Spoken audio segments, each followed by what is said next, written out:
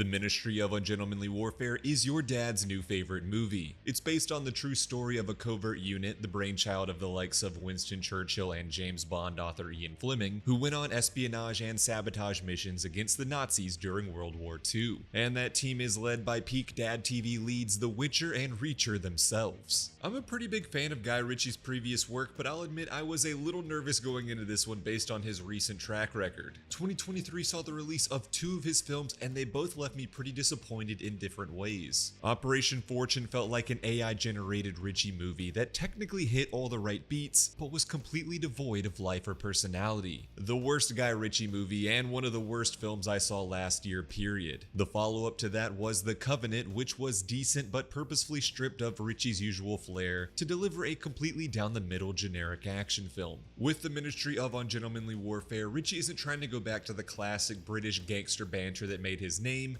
He's going for a straight up 90s action adventure throwback, and it's a blast. The set pieces are super fun, the tone is light and breezy, and the cast is having the time of their lives. It genuinely feels like Henry Cavill and Alan Ritchson had their own side bet going of who could have the most fun. And I gotta say, I think Reacher takes this one. I thought it was pretty funny that the first time we're introduced to Alan Ritchson's character, he's pretending to be Swedish and he's got this bad accent that's played for laughs, and then at the end of the scene you find out that the character is actually Dutch, so he's using a pretty similar accent that we're now supposed to take seriously. It's genuinely absurd. I loved it. Movies should cast Alan Ritchson and let him off the leash more often. This is the type of mid-budget action blockbuster that peaked in the 90s and have been sorely missed ever since. I kind of want to prematurely eulogize this film's box office prospects before it's even released, despite it absolutely being the type of film that would have been the highest grossing film of the year if it was released in like 1995. It kind of feels like if John McTiernan or Jan de Bont made Inglourious Bastards in the 90s. The movie even cast Hugo Stiglitz himself as the main antagonist. There are 2 or 3 moments that feel pulled directly from that film, and I'm gonna be generous and say they're references and not just blatant ripoffs. I do think the film drags in the second act as Henry Cavill's team are literally just sailing their boat the entire time to the destination of the climax. In fact, I'd go as far as to say that the main protagonist of the movie is actually Marjorie Stewart, played by Eiza González. She's a spy working for Churchill that sets the stage for the rest of the squad's eventual attack, and it's her storyline that is forced to do a lot of the heavy lifting of plot advancement and exposition. González is genuinely great in the role, but she's also saddled with the clunkiest elements of the film, and there are long stretches where I was kind of just impatiently waiting for Cavill and his gang to get back on screen so we can return to the action. So yeah, not a perfect movie, but I had a great time with it, and it's sure to be your dad's new favorite movie whenever he watches it for the first time on Netflix in 6 months. And those are my thoughts on the Ministry of Ungentlemanly Warfare. Let me know yours in the comments below, subscribe to this channel, or follow me on Letterboxd at Josh G. Floyd